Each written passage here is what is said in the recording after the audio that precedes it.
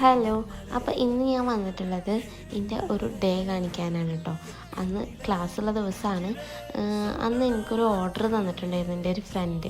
അപ്പോൾ അത് രാവിലെ എനിക്ക് ഓർമ്മ വന്നത്. അപ്പോൾ വേഗം ഞാൻ ചെയ്യാണ്.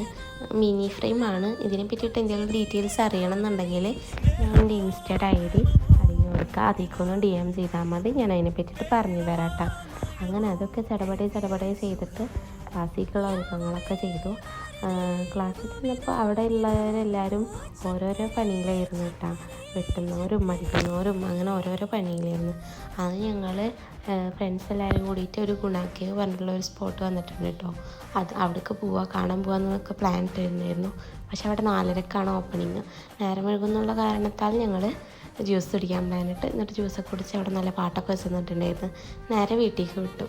വീട്ടിൽ ചെന്നപ്പോൾ നല്ല ബ്രോസ്റ്റൊക്കെ ഉണ്ടായിരുന്നു. അതും കഴിച്ച്. അപ്പോൾ ഇത്രയൊക്കെ ഉള്ളൂ.